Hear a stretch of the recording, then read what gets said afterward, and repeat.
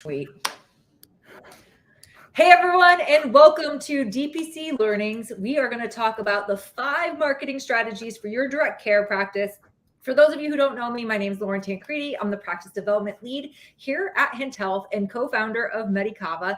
And today I am honored to have Dr. Phil Boucher alongside me to talk about all the things marketing. Dr. Phil, I want to say anything before we start to dive in here? Thank you for having me. And like I was telling Lauren before we went live, I got to meet her at the Hint Summit, and it was so fun to meet her. And she even gave me this book, which is $100 million leads, which people in the marketing world would know what it's all about. But it was really special to me. So I'm excited to get to chat about marketing because I love getting to talk about practice marketing. And you do a great job at it. I mean, heck, people are following you on Instagram, talking about what you're doing. I've always like teaching my classes and they're like, did you see what Dr. Phil did? I'm like, hey, I got to hit this guy up and find out what's going on. So super excited to have you today. Yeah. Well, I mean, when you're doing the work and you're not overthinking it, and I know we just talked about it, it's like, just get out there and make things happen and then watch who you inspire, right? This is the gift that we get to give away. All right. Exactly. So when we think about marketing strategy, you and I kind of just touched base, but what's the first thing that people really need to think about when they're like getting ready to market their direct care practice? I think one of the hardest things is, especially when you're first starting, you want everybody to join. And so what that means is you try and create content or marketing strategies around everybody joining. So I'm in pediatrics. So we're talking teenagers, we're talking toddlers, we're talking newborns, we're talking kindergartners. In family medicine, you might be talking about newborn babies to expectant mothers, to 40-year-old accountants, to 80-year-olds that are on a bunch of medications. And they all have a very specific reason that they might consider joining your practice. But if I'm just trying to get everybody to come in at once and talk to everybody at the same time, then I'm going to be talking about, lower prescription drug prices, but an expectant mom or a 4-year-old, totally irrelevant to them. And I might be talking about how we have extended hours after school, but the accountant or the 80-year-old retiree does not care about extended hours after school. So I think first and foremost, before you do any marketing, whether it's in person or on social media or any sort of efforts, you need to decide who you're trying to target, who your ideal new patient is, and then start with strategies directed for that one specific avatar, that one specific person that you're trying to reach. And then once you've got that nailed down, then you can move on to the other groups. So you might say, I really want to have a lot of business professionals. And so I'm going to craft messages around how my DPC practice helps busy professionals by allowing text messages and emails and after hours appointments and all of the hassle factor that goes in that you just don't have time to tolerate as a busy professional. And I'm going to post information about that on LinkedIn because that's where busy professionals hang out. And then I've got that nailed down. And now I'm going to talk about expectant mothers because I'd like to have a lot of expectant mothers and their newborn babies to join my practice. And so I'm going to talk about the things that expectant moms are concerned about, the things that are on their minds. I'm going to go where they are, which might be the hospital or prenatal classes or Instagram. And I'm going to create content there that appeals to that group. And then once I've spoken to them, I'm going to move on to retirees.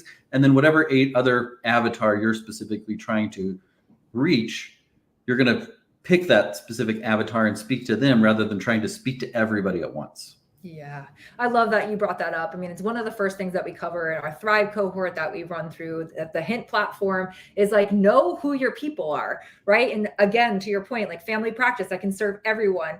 And what I like to say is like, you serve everybody, you probably get nobody. If you only have $1,000 to spend on Google ads and you're spending it on everybody, you're going to get nobody, right? It's like if the niche and what Alex says in that book, and excuse me, but don't make me niche slap you, like find your people, find your people, right? Because really what that does, it will lead to our second kind of thing, which is around like where they're living, what platforms are they living on, right? And so I remember one of the women I was interviewing for the Thrive communities, like, I really want to work with stay-at-home moms who have children that are under 5 years old, and I'm going to go to the Chamber of Commerce. And I'm like, she's not at the Chamber of Commerce. She's in the mom group, right? Exactly. So, let's talk a little bit about, like, I know you are big on Instagram, so why that platform, right? And how you determine that that's where your people are. The nice thing about being a physician is you don't have to do a lot of you don't have to pay somebody to do market research for you, because your exam rooms back there are full of your market research, and you just ask your ideal people, where do you go to get medical information? Where do you go when you're scrolling on your phone while you're feeding your baby, or when you are brushing your teeth in your morning? Like, where do you spend your time on your phone scrolling? And then you go there. And so as a pediatrician, I have a lot of moms as the main decision maker of joining the practice or not. And I have a lot of, ages 20 to 45-year-olds, probably erring on the younger side than 45, because most of them already have a pediatrician, or their kids are old enough that they don't go to the pediatrician that often. And so I ask them, and they're all on Instagram. Some of them are on TikTok, some of them are on Facebook, some of them are on LinkedIn, some of them are on X. But by and large, the universal platform that everybody is on at this age and stage for those people is Instagram. And so that's where I kind of planted my flag and said, this is where I'm going to create content that appeals to those people, because that's the most likely place that I'm going to find them. And it's kind of the common denominator. Some of them are on those other platforms or spend more time here or there. But Instagram by far was the common denominator amongst the age group that we try and target to bring in new patients into our practice. And I love that you brought that forward, because I feel like a lot of times when I'm talking to practitioners, they're looking out here, like they're looking way out here, like where's the answer to things? And it's like, dude, just ask the people that are already in front of you. They'll tell you where they hang out, right? And if you're somebody who's new in practice, it's like, go to the ideal patient and ask them, right? Totally. And that's exactly what we do when so we do lots of social media stuff, but we also do in-person marketing. And the way that looks is we say, hey, we really like Susie Smith here, and we want more patients like Susie Smith. Well, let's ask Susie Smith what mom's group she's involved in, or what she does to volunteer, or where she goes to church. And let's find more people like her, because that's where those people probably are. And so you can apply the same thing for in-person and for online. Is like, if you know patients that you like, you can ask them, hey, where do you get your information? Where do you hang out? And then just go there to find more people like them that can be set up to join your practice. Awesome. I love that so much. So tip number one, know who you're serving. And it could be a variety of different avatars like Phil was speaking to, right? It's like, you don't have to serve just one, but start with just one, right? That's all you got to do is get started to get to go. And for those of you that are just joining us, don't hesitate to ask questions. That's what we're here for. This gets to be a little bit interactive. Drop those questions in. If there's anything that's coming up for you as Dr. Phil and I kind of start to drop in and talk about different marketing strategies for you.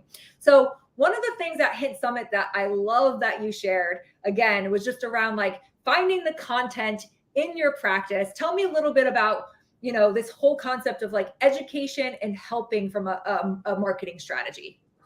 Right. So I think one of the mistakes that a lot of practices make, which is why their content is really stale and like is very forgettable, is they will hire a marketing group or somebody that just kind of puts together like Happy Flag Day and Happy Halloween, and our office is closed on Friday for an in-service. And nobody cares about that. Like, that is totally irrelevant to me as a patient if you're closed on Friday afternoons, because the likelihood that I need an appointment on Friday afternoon is low enough that I don't really care that your staff are having an in-service or playing beach volleyball. Nor do I find it especially helpful if you wish me a Happy Flag Day, because it's just such a generic like Happy Flag Day that it doesn't really resonate with me as like, oh, I'm going to pick this practice because they wrote Happy Flag Day on a post on Instagram.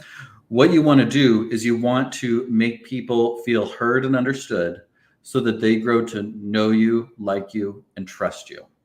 And the way to do that is to answer the questions that are on their mind.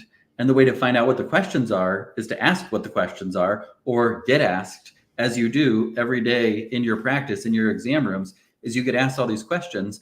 And those are the questions that all of the people that are like the people that you want to attract have on their minds. It might be, how do I start peanut for my infant? Well, I can create a little educational information about that. Or it might be, do I need to get a flu vaccine? Or when do I need to schedule my colonoscopy? What age is that and why? I don't remember. Answer that question for me. So if you can be a trusted source of information, not just about you and about your practice and how you guys text and your membership rates and all those sorts of things, those are great, but those are not like the top of the funnel that's going to get people interested and feel like they know, like, and trust you if all you're doing is telling them how much your prices are and how you can use your HSA or whatever it might be. Instead, what you're going to do is you're going to create content that answers questions, that educates, that corrects misinformation, that dispels myths, that makes them stop and think, okay, I need to look at this. And then information that is very shareable is what leads to really high engagement and a lot more people seeing your content, and kind of that virality comes from shareability. Yesterday, I had a post that I was scrolling on my phone, I was brushing my teeth, saw a news story about how applesauce pouches have been contaminated with lead, and there's lead poisoning some kids in some states because of these little applesauce pouches that kids eat. And so all I did was record a little reel, just a video. I just held my phone. I literally just held my phone up and I said, hey, I don't know if you've seen this information, but there's a story that just came out in the Washington Post about lead poisoning from applesauce pouches. Here's what you need to know about lead. Here's what you should do if your kid has applesauce pouches from these specific companies. And that post in 12 hours had over 100,000 views because it had over 1,500 shares. And the reason it had 1,500 shares is because everybody knows somebody whose kid eats applesauce pouches. And so you're going to share that because it's going to help them. It's also going to give you some street cred as, hey, I'm in the know. I know this. I'm going to share this with this person. They probably don't know it. So I'll get some like social currency from sharing this. So if you can answer their questions, if you can provide information that makes them feel smart or corrects things that they might have or have always wondered, then they're going to grow that know, like, and trust factor with you. And they're going to share it with other people that are like them. And that will then kind of just snowball into more and more people seeing you, coming to view you as a trusted source, turning to you when they have questions that are unsure what to do. Right. And so what I'm hearing here is like education and building trust is really a key component to whatever the content is that you're sharing, whether it's videos like Dr. Phil shares. Hey, tell us what your Instagram handle is, by the way, so that people that are watching can go and follow you because you're really great at it. It's at Phil Boucher, MD. And Okay. so, I just like, if you look on my Instagram, you'll see over 80% of the content is for people. It's not for me. It's like, I already know this stuff. It's for them. And so I'm sharing easy to digest information that educates, that corrects misunderstandings, that clarifies things that aren't clear, that answers the questions that are on people's minds. And then 20% is about me and my practice and how we do things differently. And if you stick to that ratio, then people won't say, well, he's always promoting himself, or it's just about his practice. They'll say he's a helper, and I don't mind, learning more about his practice. Frankly, I wish we had it here in Quebec where I live, whatever the case might be, but I'm going to share that with more and more people. And I think that's really the key to making content that gets more and more views, is making sure that it's educational and that it helps and that it answers the questions. And as physicians, you already come to the table with so much credibility that you don't have to do shocking things. You don't have to dance across your Instagram reels or your TikTok. Just having a physician out there talking about specific issues and showing up gives you way more credibility than all of the influencers that are out there just trying to get you to buy certain products or think what they think. And they use a lot of shock value and scaremongering. You don't have to do any of that because you have that credibility that the public still, despite the pandemic and everything like that, holds very dear. That, oh, this physician, I thought physicians were busy, but they're taking time out of their day to record a reel about lead poisoning in applesauce pouches. Well, there must be something to that, or he must just really want to help parents because he could be seeing patients, because I'm sure he's busy and he's taking time out of his day to do that. And he's a physician, so you get all that credibility and everything else that comes from just taking a moment to share relevant information. Yeah. So again, what I'm hearing here is like, when you're looking for content, we're looking to like educate and help people, right? Your exam rooms are your content creators. And if not, the news is, because again, likely, and even during COVID, right? We know so many people are calling practices with questions. It's like, take a position and share it out there with your audiences so they can be educated on these topics. And it really allows them to like step into this place of empowerment. And who doesn't want to feel good at the end of the day? And so if you're giving them those valuable resources, it kind of goes into our next strategy, which is what you kind of started alluding to, which is that whole know, like, trust thing. So a lot of you are like, oh my God, I got to explain this DPC thing or direct care thing or whatever it is. And it's like, people buy from people they know, like, and trust. Right. And then it's not a problem. Right. So once you have given so much, once you have shared so much and built up that kind of reserve of like, this is somebody that helps, then it's easy to say, so this is how I help those that are local. And if you've been tired of this, and that you've experienced with your healthcare, there is another option out here. And the way that we work for our families is this, and this is how we do things in our practice that's different and that you may benefit from. I mean, you don't have to constantly be like trying to sell yourself. In fact, a lot of the time what I'll do is I'll kind of just weave the way that our practice works into the everyday content that I create. There was a post that I did recently on nummular eczema, which nummular eczema is coin-like eczema, and it's often mistaken for ringworm. And in a typical practice, so the way that I set this up was I had a picture of like nummular eczema behind me, and I just kind of talked a little bit about nummular eczema. And I said, this is a picture that a mom texted us. Right there, a bunch of parents are gonna be like, whoa, you can text your doctor? I can't do that with my doctor. I would have to go in for a visit. And then that's basically what I said is a mom texted me this, and they were gonna come in for a visit because they're used to doing that. In their old practice, if you had a problem, you had to come in for a visit. Well, I looked at the picture, I looked at their chart, I knew he had eczema. This is nummular eczema. Here's what you do. You don't have to come in for a visit. You don't have to pull them out of daycare. In fact, we'll send you a note that says they don't have ringworm and they don't have to be kept home from daycare. And here's what you do to treat it. Have a good day. And so what that does there is, one, it educates, and two, is it explains how your practice works and how your practice works differently. And it makes people wish, gosh, I wish my practice was like that, because it would have saved me pulling my kid out of daycare, a visit across town, a wait, a copay, paying my deductible $147 to say this condition is what my kid already has. It's just a different shape. And then what you've done there is you've shown them how things could be different while building up that know, like, and trust factor. Yeah, I love it. So it leads right into our next strategy, which is like, how do we get them to understand what DPC is and why it's different, right? And so I love that you're taking the content of like, hey, I'm educating them.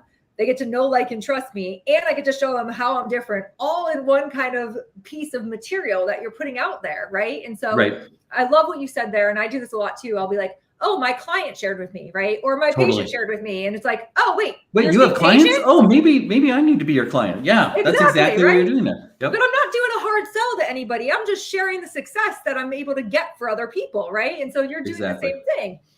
And so again, it's like, you know, like, you don't have to be like a super content creator or anything like that. You just get to show up and do what you do every single day. So often I hear from a lot of the clinicians that we work with is like, I suck at doing sales. I suck at doing marketing. And it's like, you are the ultimate sales and marketing people. I'm sorry. You know, people are in pain. They come to you and you tell them whatever you need to tell them, and they will likely go do it. That to me is like, hello, I just need to put on a lab coat sometimes for people to listen to me or something. Oh, for sure. I love that. And so I mean, I think the other thing that goes along with that too is just showing your work. Like what I'll do frequently, I mean, we do a lot of texting. Like that's the number one feature that patients like about our practice. When we do surveys, it's all the texting. Like, I know I'm a nice guy most of the time and I can look in kids' ears and all those things. But the reason that people stay in part is because of the text messaging. And so what I do frequently is I'll just take screenshots of our text messages, make sure I black out the names and any PHI, and then share them on Instagram or share them in my stories to say, here's the answer to a question that is commonly coming up. Or when patients text, you know, are you seeing this going around? Yep, we're seeing a lot of this and that going around. Take a screenshot, share it. This gives social proof, and it shows how our practice works different. People do ask us questions, and then we answer them over text message and save them all those hassle factors that go along with not being able to text your doctor. And so, I mean, I think that is a really good way where instead of trying to feel like you're salesy and selling them, it's just to show them your work, which is just the answers that you share and the reassurance that you provide and the clarification that you give over the text messages that you write. It could not be easier. And it's all right here on your phone. And you just have treasure troves of people asking questions and you answering them without them having to come to the office, that it makes it so easy then to just turn that into content that helps other people and shows how your practice works. I love that. So far we've talked about picking your avatar, right? We've talked about giving them something that allows you to educate them and potentially help them. We've talked about building your know, like, trust factor, right? And then how you're different is what we were just alluding to in this conversation. Now, the last piece that Phil and I were discussing earlier is just like where he pulled up the report card that we did for most of these folks, but like follow up and ask. Follow up and ask, right? Yep. So let's talk a little bit about automation and like what's been successful for you in your practice. And I mean, I'm just going to celebrate your win because Phil just had an amazing last couple of weeks of October and got a whole bunch of patients in. what made that happen for you, Phil? Like, share with us. I would love to know. Right. So I was telling Lauren, we had our biggest month ever of new signups, and we had 37 new pediatric members join in 1 month, which usually we have between 12 and 17. So it was a lot more. Like, it was a statistically significant increase over previous months. And two things are the reason for that. One is because we announced on October 1st that on November 1st we'd be starting a wait list, which is true, and we did. And what that does is it creates some urgency and some scarcity. Like, I've been on the fence or kind of been wondering or thinking about it, but it's not such an urgent thing. It's not a hassle. Well, now it's like, okay, I might be on the fence in the future, but I don't want to miss out. So I'm going to join now. And that there's only like a certain amount of spots available before things are, put onto a wait list, and you might have to wait and experience more hassle while you're waiting to get in. And then the second is we have a big email list that we emailed, and it wasn't just one email of like, hey, we're closing down. We did an email sequence that went out over the entire month, and it started with just really relevant information that was not join our practice or anything like that. It was, here's what's going around the community. Here's what patients are seeing. Another example, if you scroll through my Instagram, is a dog or a cat bite. And I talked about that and how a parent was able to get their antibiotics within an hour of their kid getting bit by a cat because they just texted us, and it wasn't go to urgent care. It wasn't wait till tomorrow. It wasn't wait to go to the ER. It wasn't no answers. It was, you need antibiotics if you get a significant cat bite on the hand or the face or whatever. And so I just talked about that in the email of, hey, FYI, you might not know this, but if your kid gets bit on the face or the hand by a cat, they probably need antibiotics. And then it referenced the Instagram reel that I did. It sent them there to watch that. They learned more about cat bites. They also learn about our practice and how it works. We did an email sequence over the entire month where we were providing good information, we were educating, and then we were letting them know, here's how our practice works. And if you've been wondering, here's the answers to the questions that are commonly asked. Book a meet and greet if you're not sure if it's right for you, and we can talk it through. But in 2 weeks, and then in 7 days, and then in 3 days, we're going to be going to a wait list. So here's your chance to join now. And if you're not sure, call us, text us, whatever. We'll answer your questions, and you can decide if it's right for you. And so I think that's one of the main issues that DPC practices face is they get that initial interest. They might talk to them. They might do a meet and greet, but then they're kind of just waiting. They're twiddling their thumbs. I wonder if they picked me. I wonder if they'll join. When really what you should be doing is following up on a regular basis to check in to see if they're ready to join.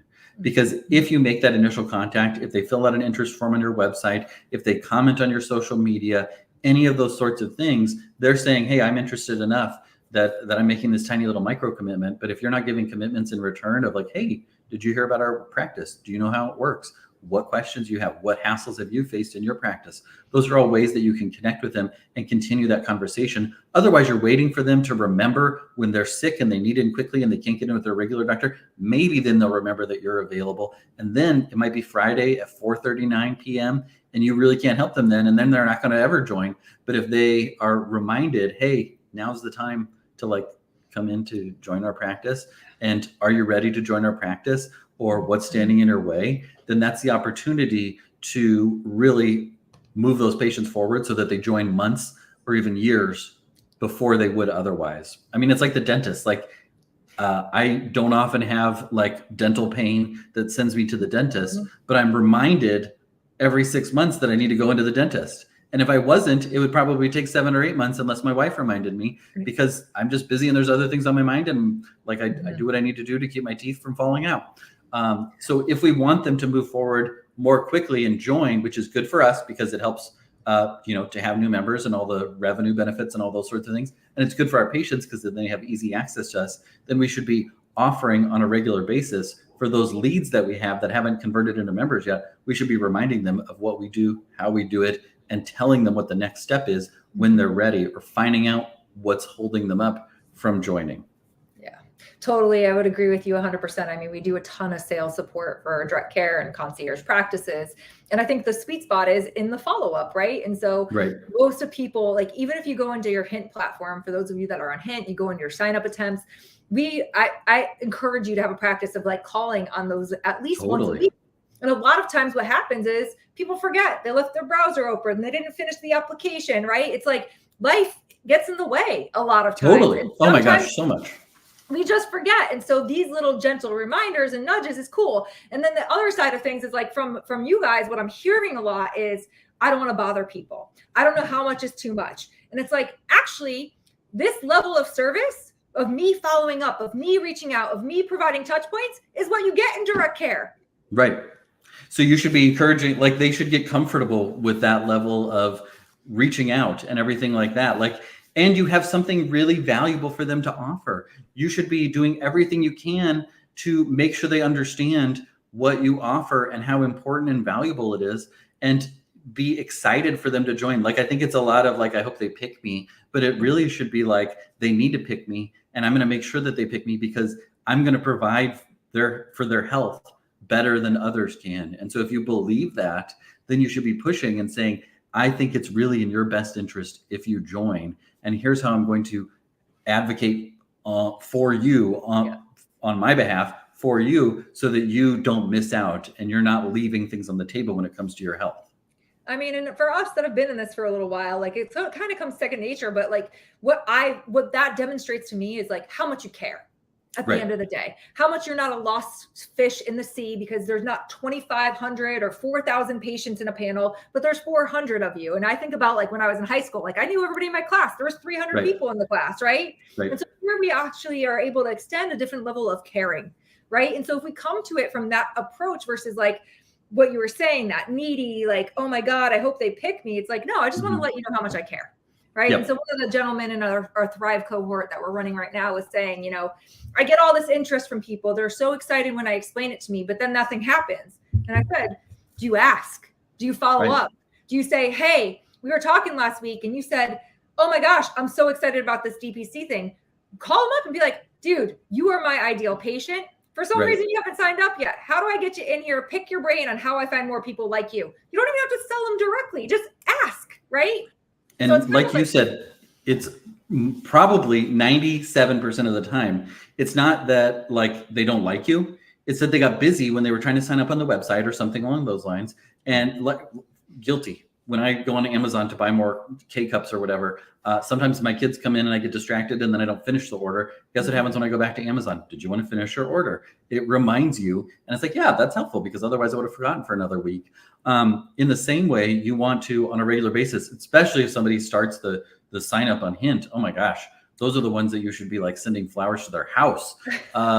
They've given you a bunch of commitments there of clicking to your website, of clicking through to sign up, of putting in their name and their email and their phone number and everything like that. It's not that they changed their mind. It's just that they got busy, or they didn't have their credit card or their checkbook number on them. Something just got in the way, and they probably will sign up, but it might take them 3 more months to have the need or the occasion. So what we're going to do on a regular basis is just reach out and say, hey, did you get stuck somewhere? Do you want me to just call you and we can get you signed up over the phone? Is that easier? Because I have the time to do that. If that helps you to become a member, is just to, jot down your information and plug it in myself. Like, that's not a big deal. And if you show them that you care that much and want them to be a part of your practice that much, then that doesn't make them feel like you're needy. It makes them feel like you care. Yeah, I love that. And I think too, just to kind of like double down on that point, what I like to say is like, what made you say, if there are no, like, what made you say no? Because sometimes when we go back to that second piece of like education and help, we're missing the mark on how we're getting there, right? There's something that your avatar that you've defined is looking for that you haven't answered on your website or you haven't spoke to on social media. And so like, there's a little bit of a disconnect, and there's a huge educational opportunity for you, especially for those of you who are starting your business, your direct care business, to learn like, oh, I got to fix my messaging. Oh, I got this question 5 times from people that didn't fill out the form to completion, right? And so, all of these kind of things from a marketing perspective will just lead into more sales. But, at the end of the day, I think like at the core of this, at least from my perspective, is like, how do we just be curious and use our curiosities to like actually fuel this engine that's called marketing? For sure. For your practice. I think what the ideal situation is as we go through these strategies, what happens is over the course of seeing you on social media, seeing you at book club or at mom's group or at bingo or whatever it might be, they're getting to know you. and then you're providing some education and you're filling in some gaps in knowledge for them and reassuring them and those sorts of things. And then they're learning more about you and they want to take the next step and they go and they learn. And then they show up at the meet and greet with, I know everything about your practice and I know exactly how it works. Here's one specific question that I had, or I have a very specific contextual thing about me as the patient that I want to know how it works with your practice that wasn't on the website. Like, you don't want them to come in and not know that you're a DPC doctor. You don't want them to come in and not realize, or like not know how the practice works. You want them to be so clued in and so ready to join that it's just like this one specific feature, much like we do with car shopping. Like, nobody goes to a dealership these days. Well, probably just period. Nobody goes to a dealership, but nobody goes to a dealership and says, I need a new car. I don't really have any idea what I want. Like, what do you think I should get? No, they know the color that they want. They know the trim. They know the options. They know every little detail. And in the same way, you want patients that are joining to know all of those details before they ever get to the point of doing a meet and greet or signing up, because then they're excited about it and you're not tricking them or selling them or feeling salesy. You're just, yeah, we have that car in stock. Absolutely. We can do all of those things that you're asking there. That's exactly how we practice. Perfect. Let's get you signed up right now. And so the way I think to accomplish that is through those different funnels of social media, in person, email automation we didn't really talk about, but that's something that's really a good way to answer all those questions that are really nitty gritty. Can I pay annually? What happens if I skin my knee at 7:30 at night, or my baby has a fever at 2 a.m? What do you do on the weekends? What are all these little, like, very specific questions that you can answer as you're like building up rapport with them and as you're talking over email with them and giving them more opportunities to learn about your practice. Those are all really good ways to share all those specific questions that you do get asked at meet and greets, despite having a perfect website that has a really good frequently asked questions section that addresses all those things. Then you're able to share even more nuances in that email or text message based automation that you're using to keep that conversation going and checking in with them. Awesome. I want to just like expand on that point, because I know you and I talked about it briefly before we started our call, but if you don't collect names, you don't listen to where people are learning from you, and you don't collect phone numbers or email addresses, there is no follow-up, right? There is no automation. And a lot of times, so many of you are spending money on Google ads and you're putting all this effort into chamber events, and then you don't collect and connect. Yeah. Like, you have to collect people's information. And those, I mean, look at how long it's likely taken all of you potentially that are viewing. Like, some of you have been thinking about DPC for a while. Some of you thought about DPC for a while before you got into it, right? And so you started to collect and connect on different information and points before you got there. And this might be true for your patients too. And so it's so valuable for you to be able to like get those names, email addresses, phone numbers, so that you can actually build a prospective patient database. And I in my humble opinion, I think a lot of times we miss the mark on that. Oh, absolutely. That's what's straight out of that book that you gave me, which is the $100 million leads, is if you need more revenue, if you need more members, you need more leads. And when you get more leads, then you get more members and more revenue and all those sorts of things. But if you're just calling and they're saying, oh, okay, I guess I'll call back in the future, and you're not collecting that name, phone number, and email address, then you're waiting on them. Whereas you could be proactively reaching them, and they've already expressed some level of interest in your practice. And an automated email sequence costs you $0. It's just getting their name and plugging it in and all those sorts of things. And that's something that we started doing because we actually, I think, on your sales report card did quite well, except for our one fail, which was on asking for name and contact information. And so now when somebody calls and they say, I want to learn more, or are you accepting blah, blah, blah?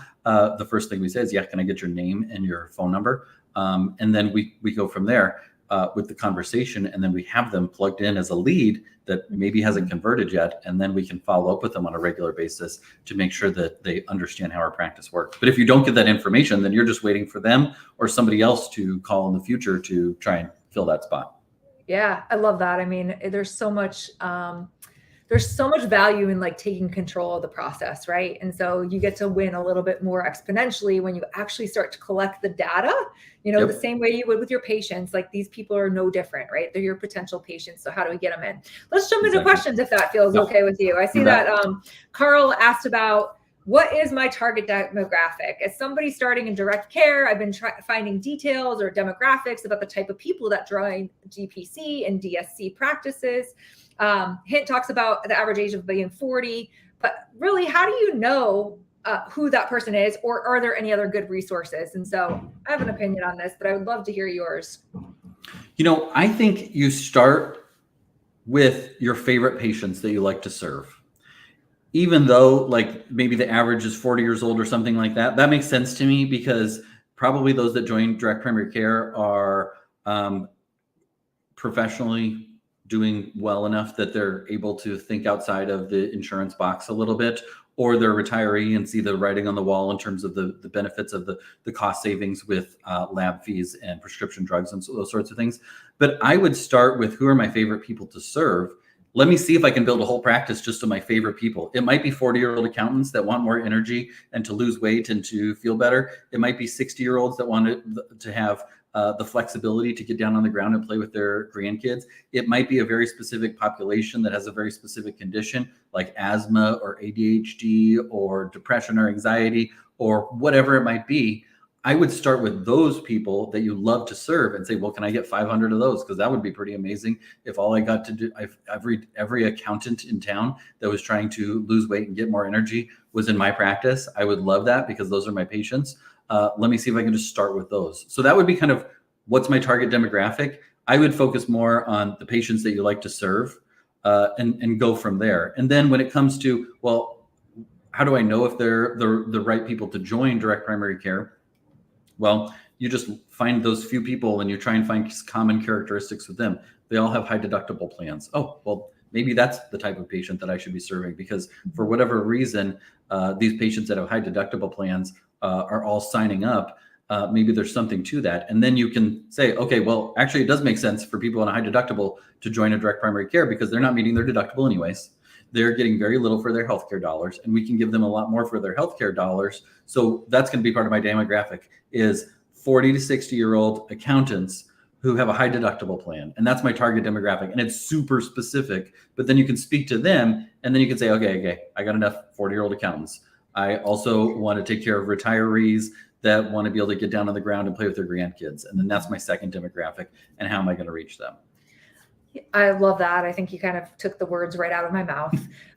One, I feel like, 40, I start thinking about my health. Before that, I'm a little bit invincible. I'm not really so proactive, right? And so that's likely some of the thinking there. And to your point too, it's like at some level, we want to serve people of where we're at.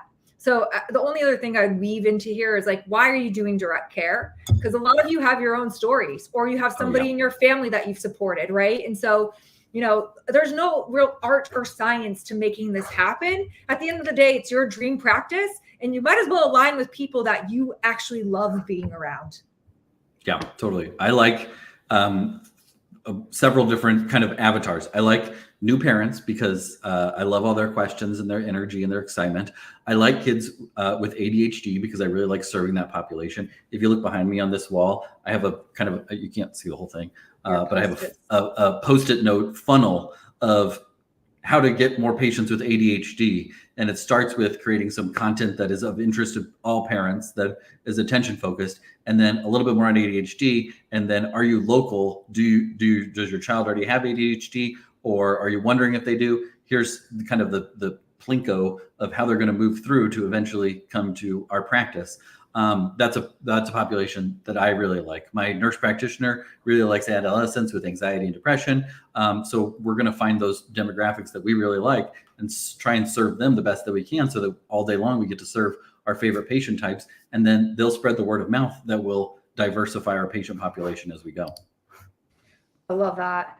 Okay, there was another one in here that we briefly touched on automation, starting a wait list to create urgency, or email to a large list. What would you recommend for a small practice starting up, maybe one who does not have a large email list? I think trying to grow your email list by giving things away. We talked about this before we started a little bit, but if you can say, my target demographic is this, what is something that would be useful to them that I can offer as a physician? Well, for new moms, it might be a PDF that has all the things to bring to the hospital. because then I don't have to try and think them all up. I can just turn to this PDF that I can print off.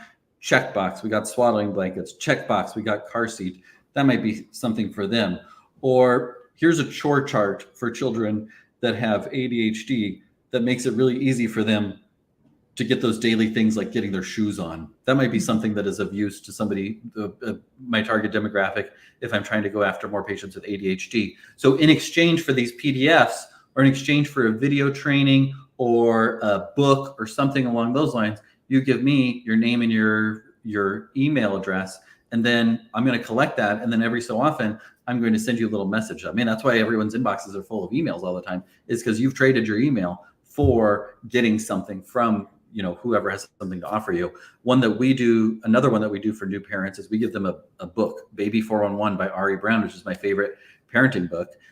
We give that to them at local events in exchange for their email. And then they get on an automated sequence that 2 days after we give the book to them, they get an email talking about common concerns that parents often have. How do I know if my baby is healthy? How much weight is my baby going to lose? And then we tell them about our practice and how we do in-home newborn visits. And we come to the hospital when baby is born, and we have a lactation counselor in our office. All of those sorts of things are tied to giving that book away, which the book costs us $10. But if we get a new patient that joins because they found us and they were willing to give over that information, I mean, that's the return on investment is like 100 times just in the first year on that $10 book. Yeah.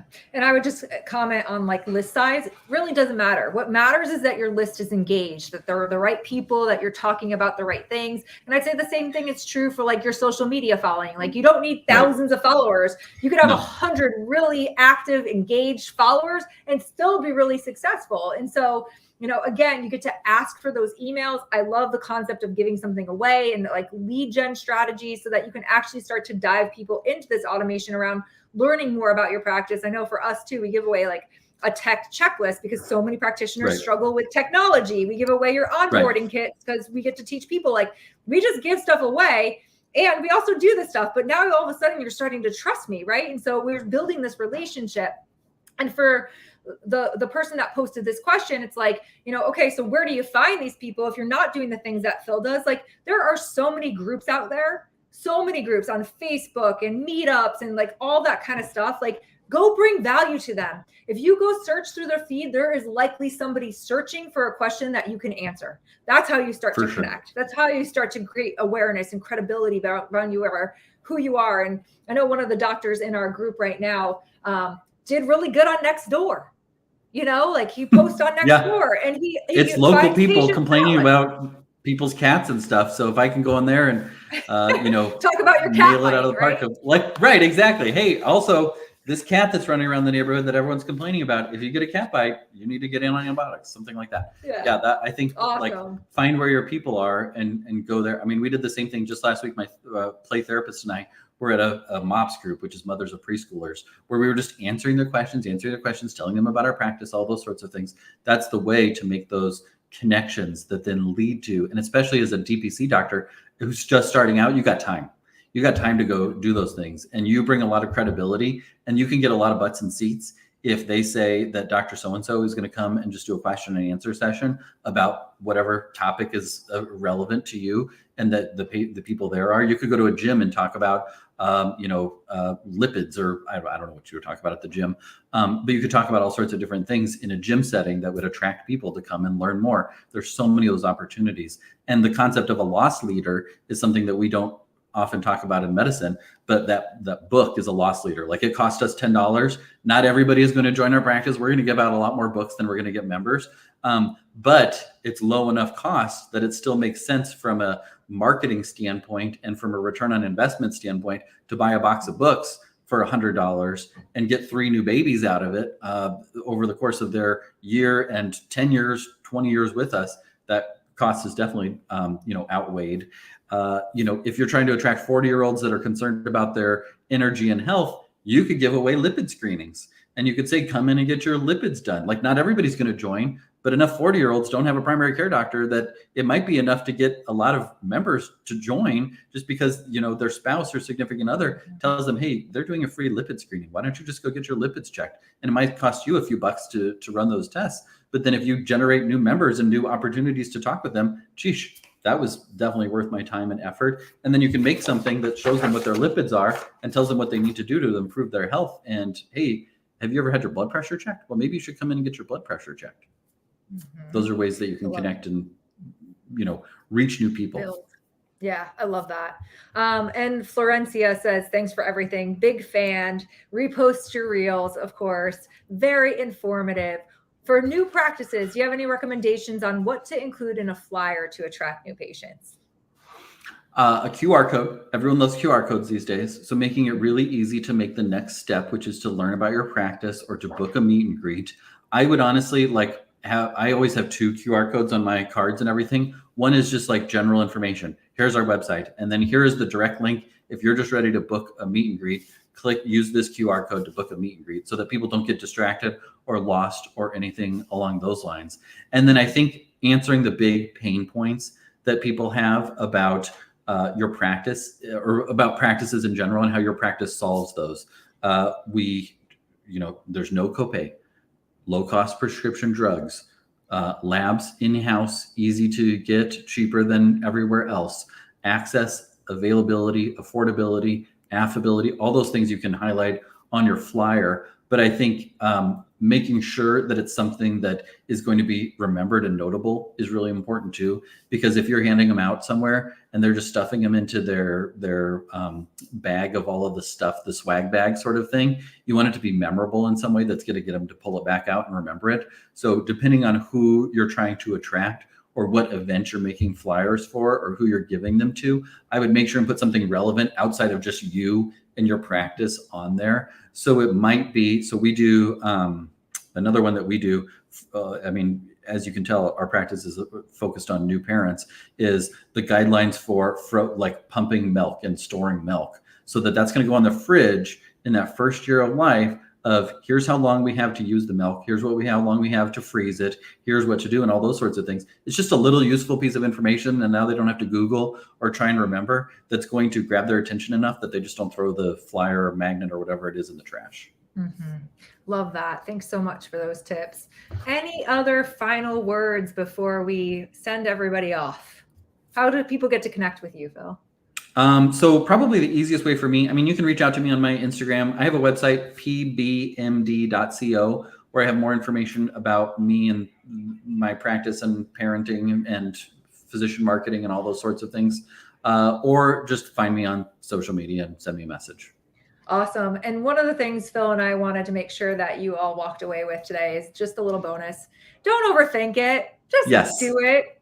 Throw some spaghetti at the wall. The statistic that I always tell people when it comes to not overthinking it, because perfectionism is real and it's hard for physicians in particular to get over that perfectionism, is that the average American adult is scrolling the Statue of Liberty in length each day. And that's a lot of scrolling on this, 7-inch screen or whatever, is the Statue of Liberty, which means you have to do something to stop their attention. And it also means even if you get them to stop their attention, they're probably not going to stop their attention for that long because they got a lot of scrolling to do. So it's okay if it's not perfect. It's okay if you make a mistake or you're, you flub up some words or you get distracted because there's a bird flying by and then you circle back in. All of those things are fine because it's the repetition of seeing your name and thinking of you as a helper over and over again that gets people to make that next step. So it's not one individual video that is going to fill your practice. It's all of those little micro touch points that are going to do it. And so it's okay if not every touch point is perfectly posed and perfectly said and all of those sorts of things. Don't overthink it. Just jump in there and do it and see what works and what doesn't work. And most of all, have fun, man. This gets to be fun at the end of the day. For those of you that are Hint clients, please check us out at the DPC Accelerator, where you can find more on-demand lessons where we teach you things like this, have special guests on. Dr. Phil, thank you so much for being here and jamming with me today. It was a lot of fun. Hopefully y'all got some value out of our conversation. Keep up the good work, everyone.